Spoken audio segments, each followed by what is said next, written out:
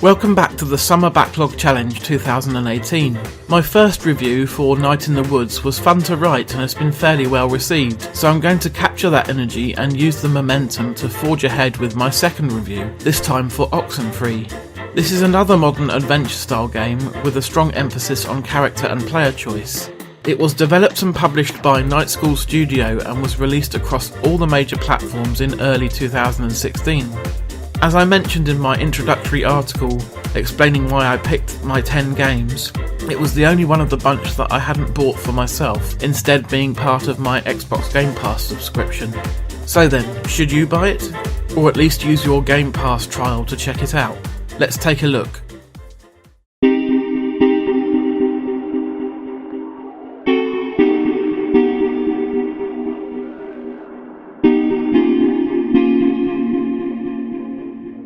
Oxenfree begins with Alex, the player character, Ren, one of her best friends, and Jonas, her new stepbrother, arriving on Edward's Island for their annual summer party. They soon discover that not many people have bothered turning up this year though, just 2 others in fact, the rather bitchy Clarissa and her friend Nona that Alex doesn't know very well.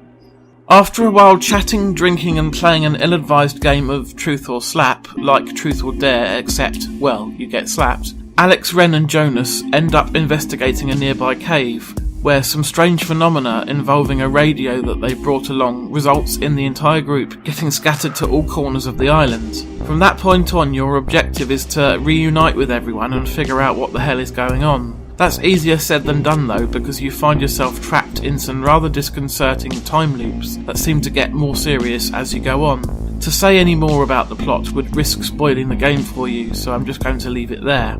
Depending on your responses to the other characters, Alex can be a friendly, helpful girl or a complete menace to everyone. I was generally trying for the former, but occasionally I picked an option that put me down the bitchy path. As the game proceeds, you can either get to know more about Jonas or spend your time reconnecting with Ren. Personally, I chose to go with the first option most of the time. You also gradually come to understand why Clarissa has such an attitude towards you, and you might even become friends with Nona, although I didn't really interact with her very much. The story is intriguing from the get-go, and Alex is a strong enough protagonist to carry it along. Soon after starting the game, I didn't want to stop until it was done, which says a lot.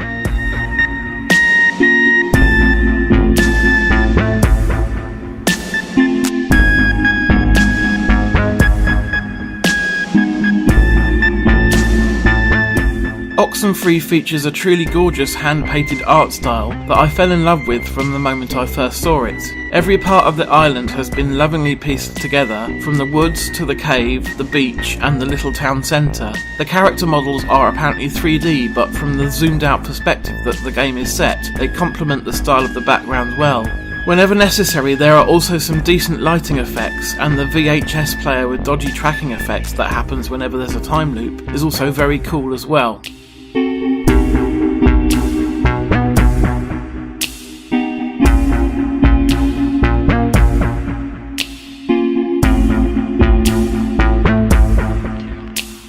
First and foremost, I was very impressed with the voice acting in Oxenfree, especially as I hadn't heard of any of the actors used before. They may be established performers already, but if they are, I'm unfamiliar with their work. At any rate, their delivery came across as natural at all times. My only small gripe is that at several points in the game when I had chosen a dialogue option, my reply cut across what they were saying. There doesn't seem to be any queuing of lines like in Mass Effect, for example. It was irritating because I wanted to hear what the characters were saying, but sometimes it just doesn't give you very long to answer before the game just moves on without you. This is backed up by a fantastic soundtrack performed by the artist known as Scientific, which is both dreamlike and spooky. I may actually listen to some of this outside of the game, perhaps at work or during my commute home. It's very nice stuff indeed.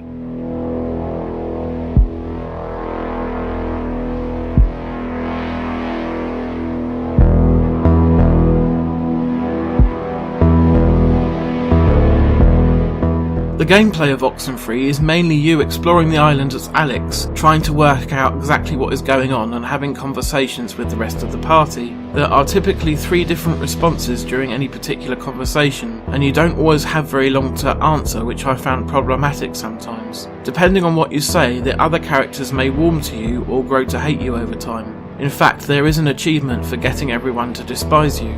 Occasionally, you will have to use your radio to tune in to the weird phenomena on the island, or interact with things to break yourself out of a time loop. There are no real mini-games like there were in Night of the Woods though, it's mostly just good old-fashioned storytelling and adventuring. That's alright though, because Oxenfree does this very well. The narrative is brief enough that it doesn't really need gameplay gimmicks like this to break it up.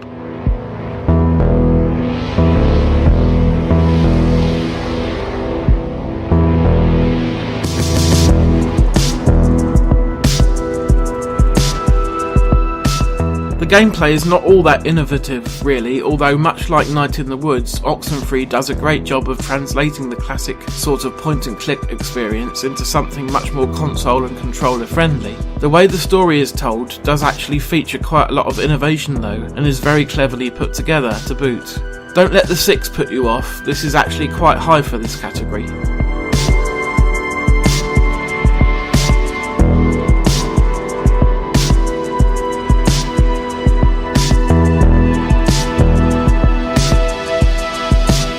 Your total playtime for a single run through of Oxenfree is likely to weigh in at around the 4-hour mark, which may sound rather slight.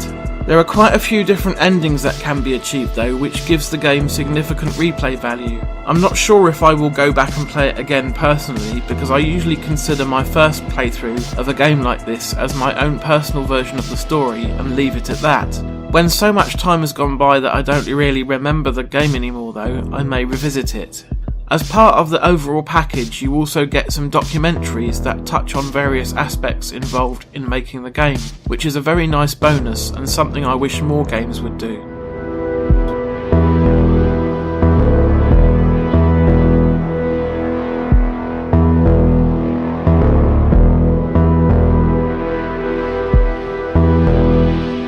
Oxenfree did draw me in much quicker than Night of the Woods. I originally only intended to play it for an hour, then that became 2, and eventually I just said sod it and played through the entire game in one sitting. Don't let the 4-hour running time put you off too much, especially if you do intend to replay the game and get all of the endings. This really is the perfect sort of game for Xbox Game Pass because you can try it out risk-free as part of the free trial or your subscription if you're already paying for it.